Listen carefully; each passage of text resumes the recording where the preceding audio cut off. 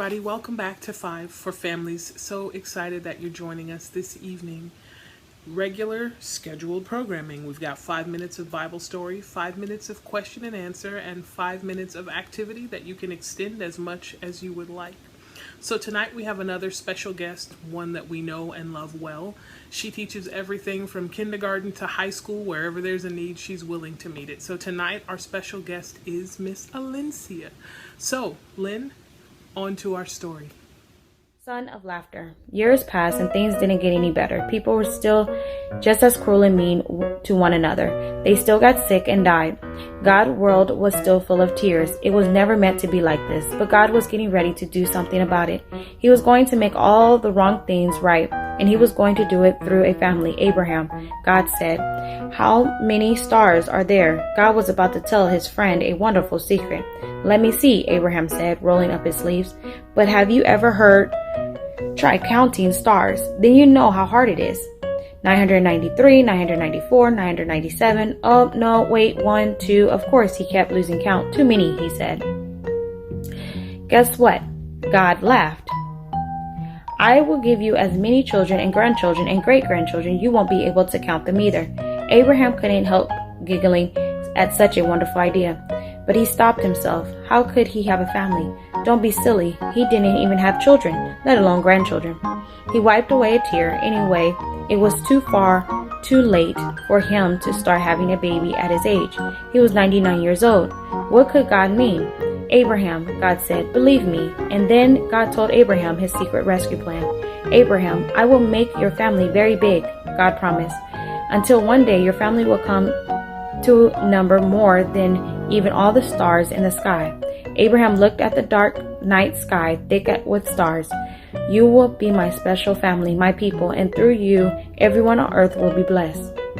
It was an incredible promise. God was going to rescue the world through Abraham's family.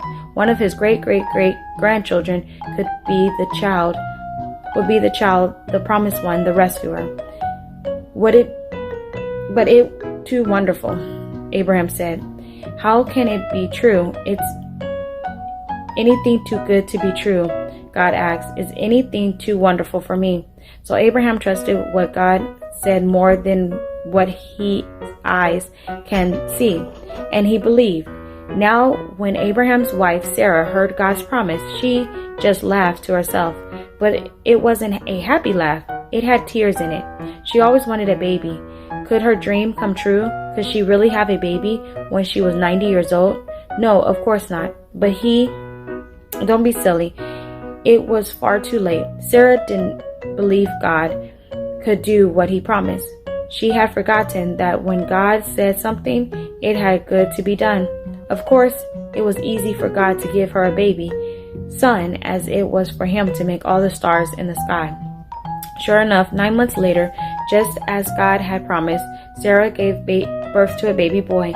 They named him Isaac, which means son of laughter, and Sarah laughed, but this time it was a glorious laugh. Her dream had came true, and God do as he promised.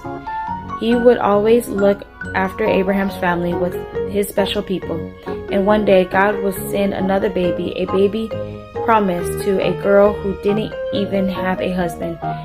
But this baby would bring laughter to the whole world. This baby would be everyone's dream come true. Thank you so much, Miss Lynn, for reading our story. So parents, tonight we're going to flip the script just a little bit. Usually we ask questions to the kids, but tonight these questions are for you to share your experience with your kids. So don't forget to press pause when I say press pause. So our first question: when have you seen God keep a huge promise in your life? Press pause. How did you feel before the promise had been fulfilled? Press pause. What promises are you looking forward to that God has made to you? Press pause. So, tonight our activity, the main one, is actually a prayer journal. As a family, write down some things, some promises that you are seeking God to keep for your life, for your family, for your church, for your community, and keep track of how God answers those prayers. Another thing that you can do is make a comic. Draw out your own story of God keeping promises, whether it's the promises that God kept for you or another story like the one we read tonight, of how God keeps his promises. And the other thing that we can do, a little more active, play charades, because that takes a lot of trust that your family can act out what you're trying to say, that they can promise that they'll help you get the clues. So I hope you guys have a great time, some family fun, and really consider doing that prayer journal with each other. Look forward to seeing you next week, and love you.